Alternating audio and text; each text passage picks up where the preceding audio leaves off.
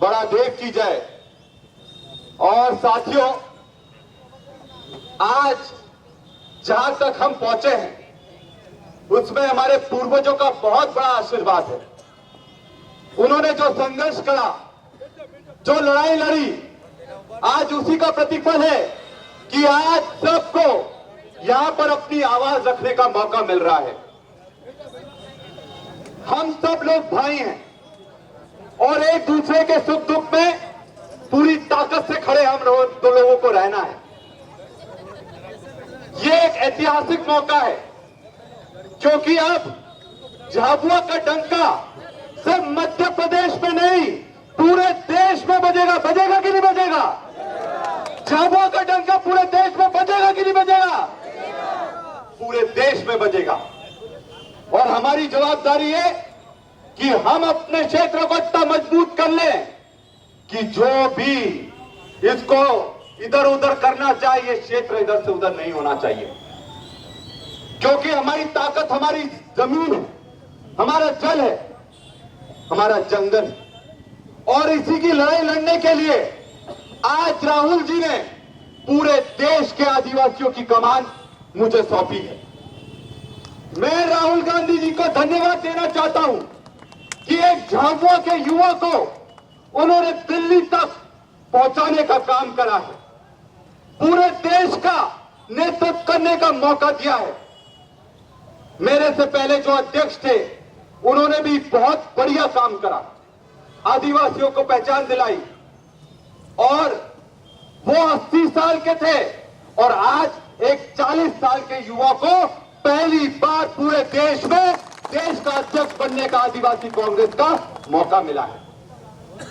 हमारी जवाबदारी है कि हम लोग ये सुनिश्चित करें कि हम आदिवासियों का शोषण नहीं होने देंगे और यह भी सुनिश्चित करें कि हम किसी का भी शोषण नहीं करेंगे, चाहे वो किसी भी वर्ग का हो।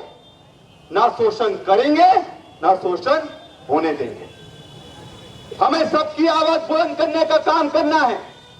और जब पढ़े लिखे लोग आगे आ रहे हैं, युवा आगे आ रहे हैं, राजनीति में आगे आ रहे हैं, तो निश्चित तौर पर हम आदिवासियों का भविष्य बहुत अच्छा होने वाला है, बहुत सुनहरा होने वाला है। देखो भाई, हम डरने वाले लोग नहीं हैं, ना हम झगड़ने वाले लोग हैं, पर अगर कोई हमको छेड़ेगा तो उसको छोड़ेंगे नहीं हम लोग। अगर हमको छेड़ोगे तो हम छोड़ेंगे नहीं। और इसलिए आप कमर कस लो, क्योंकि पूरा देश झाबुआ को देख रहा है। जवाबदारी बढ़ गई है। पहले झाबुआ के आदिवासी की लड़ाई लड़ते थे, मध्य प्रदेश के आदिवासियों की लड़ाई लड़ते थे, मध्य प्रदेश के युवाओं की लड़ाई लड़ते थे। अब पूरे देश के आदिवासियों की लड़ाई लड़ने का यह मौका राहुल गांधी जी ने दिया। साथियों, एक चीज मैं आपके सामने रखना चाहूंगा। कई बार आप ध्यान रखना,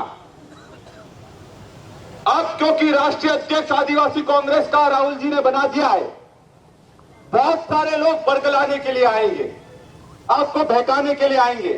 वो आपके लोग नहीं हैं, वो आपके लोग नहीं हैं। वो ये नहीं चाहते कि झाबुआ का बेटा देश में जाकर यहां पर डंका बजाए। ये वो लोग हैं। भाजपा का पट्टा पहनकर आपके बीच में आएंगे और कई लोग बोले हम तो आपके लोग हैं, पर असली में पट्टे की लगाम भाजपा वालों के हाथ में है, उनकी। और जो भौंक रहा है तो समझ लेना भाजपा वाले पीछे से बोल रहे कि भौंक भौंक भौंक। पर भौंकने वालों को मैं एक चीज बता दूं, हम भी आदिवासी के बेटे हैं और पक्के आदिवासी हैं। सूद समेत वापस करने का काम मैं करूंगा।